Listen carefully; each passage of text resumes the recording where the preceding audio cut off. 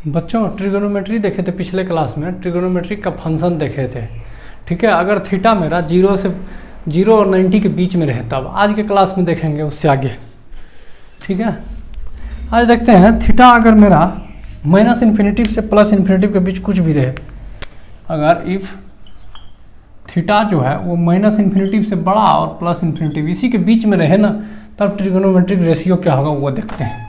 ठीक है, देखिए ये क्या हो गया, ये एक्सिस एक्स एक्सिस ये हो गया और ये वो एक्सिस हो गया। यहाँ एक पॉइंट लेते हैं, इस पॉइंट के कोऑर्डिनेट है x, y। ठीक है, x, y, x, y। देखिए यहाँ से होगा x, y। ठीक है, यहाँ पे है x, y ये। ठीक है, अब बताना है इसमें साइन थीटा क्या होगा, कॉस थीटा क्या होगा। अगर मेरा क्या हो, थीटा का वैल्यू 0 से 90 डिग्री के बीच कुछ भी रहे, यहाँ इस डिस्टेंस को हम क्या मानते हैं, और ये जो है वो r है और ये x है और ये जो होगा वो ये y है। ठीक है, यहाँ 0। इसमें साइन थीटा जो होगा, जैसे पिछला क्लास में जो बताए थे, थीटा का वैल्यू अगर 0 से 90 डिग्री के बीच में हो तो क्या बोले थे, p और h, यानी ये होगा साइन थीटा, ये होगा कॉस थीटा और ये होगा टेन थीटा।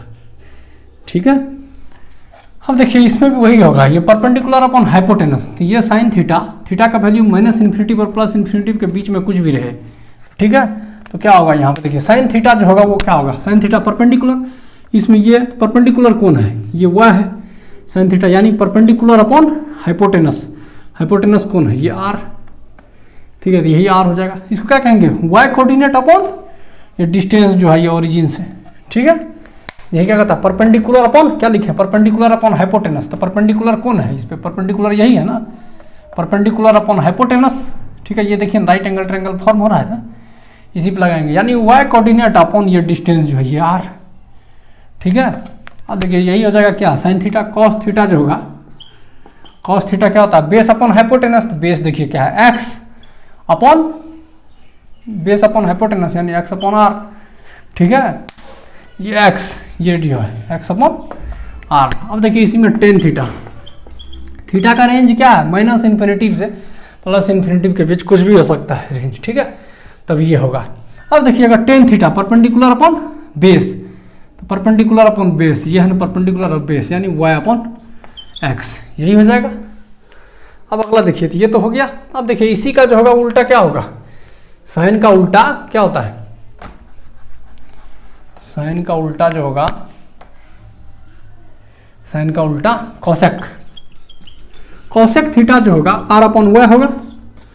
ठीक है, और सेक थीटा जो होगा, और सेक थीटा जो होगा, सेक थीटा जो होगा वो क्या होगा, कॉस का अपोजिट होता है, यानी r अपॉन x। ठीक है, और कॉट टेन का उल्टा जो होता है वो क्या होता है, कॉट। कॉट थीटा जो होगा वो क्या होगा, x अपॉन y।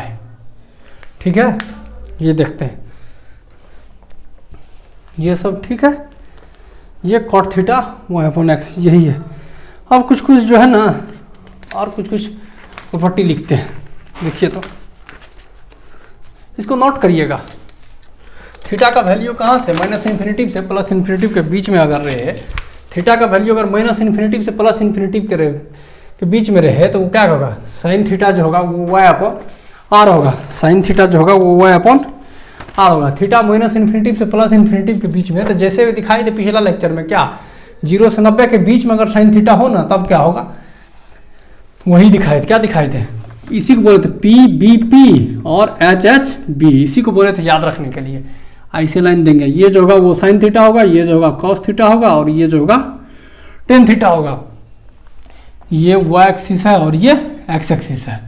यहाँ पे एक पॉइंट पता था, इसका कोऑर्डिनेट क्या दिया हुआ था, x, y। तो साइन थीटा जो होगा क्या होगा, y अपॉन r, ये परपेंडिकुलर है ना, y अपॉन r, ये y अपॉन हाइपोटेनस। ठीक है, कॉस थीटा जो होगा x अपॉन r, ये बेस है ना, ये x अपॉन r ये होगा, और टेन थीटा जो होगा वो y अपॉन x, ये देखिए परपेंडिकुलर अपॉन बेस।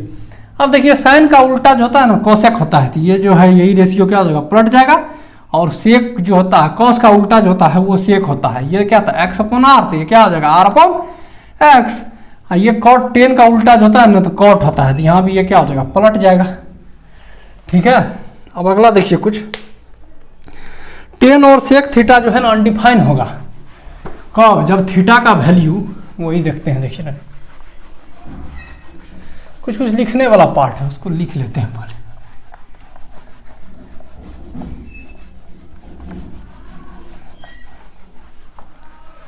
देखिए तो है टेन थीटा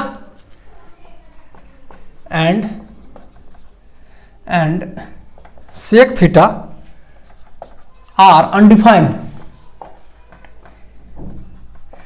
टेन थीटा और सेक थीटा अनडिफाइन होगा when theta equal to odd into pi. ठीक है, टेन थीटा और सेक थीटा क्या होगा अनडिफाइन होगा। टेन थीटा और सेक थीटा अनडिफाइन होगा कहाँ पे, जब थीटा जो होगा ओड इंटू पाई/2 होगा तब टेन थीटा।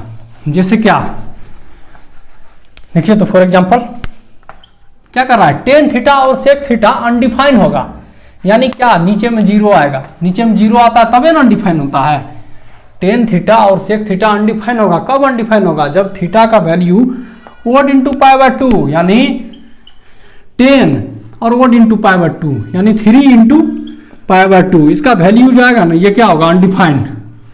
ठीक है, और अगर आएगा सेक थीटा ऐसी में अगर सेक थीटा ये भी देंगे तो इसका भी वैल्यू जाएगा वो क्या होगा अनडिफाइंड होगा। ठीक है, और ये देखा होगा ना 10 पाई/2 ये भी क्या होता है अनडिफाइंड, ये भी क्या होता है अनडिफाइंड। ठीक है, टेन थीटा और सेक थीटा अनडिफाइन कब होगा, जब theta odd into pi. Odd into pi अगर होगा तो टेन थीटा और सेक थीटा दोनों जगह वो क्या होगा अनडिफाइन होगा। ठीक है, टेन थीटा और सेक थीटा अनडिफाइन होगा जब थीटा जो होगा वो पाई/2 इंटू ओड होगा।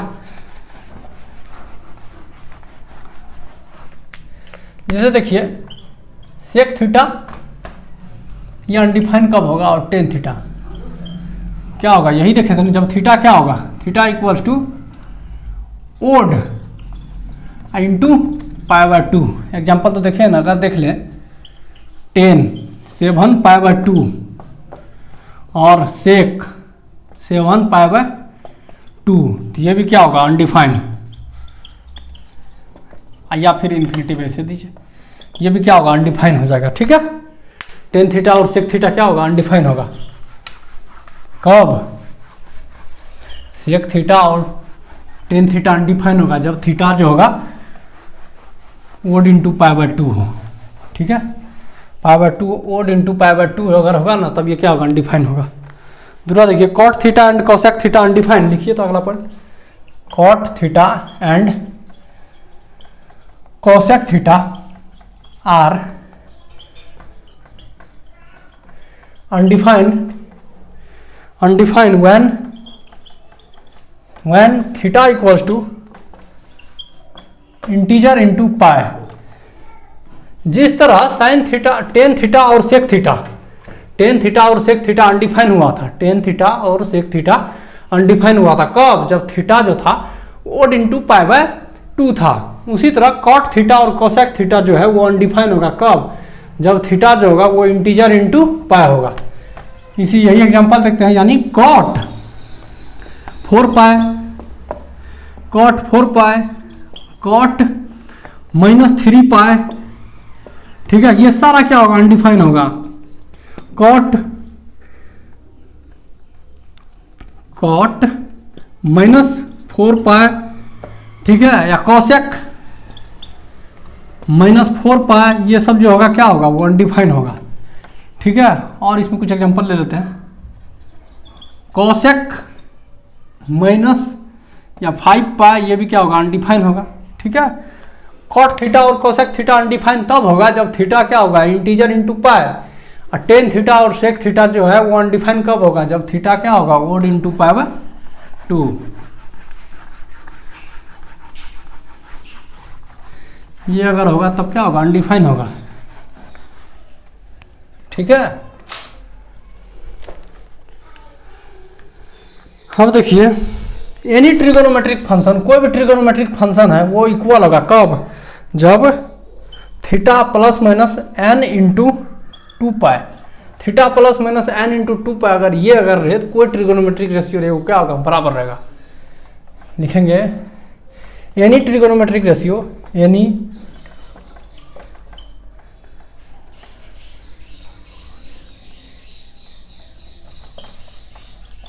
Trigonometric ratio, any trigonometric ratio या any trigonometric function,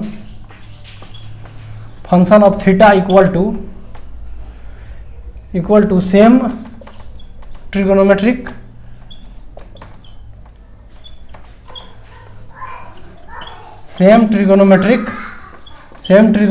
function of theta equal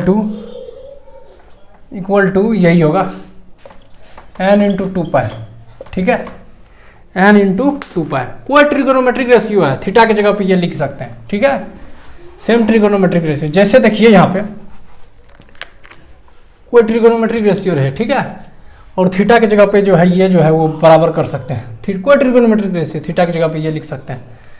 अब कुछ क्वेश्चन है, कोई ट्रिगोनोमेट्रिक रेशियो रहे तो थीटा को हटा करके क्या कर सकते हैं, 2π इंटू एन, एन जो होगा वो क्या होगा, इंटीजर होगा। लिख लीजिएगा इसमें वेयर एन इज इंटीजर, लिखिएगा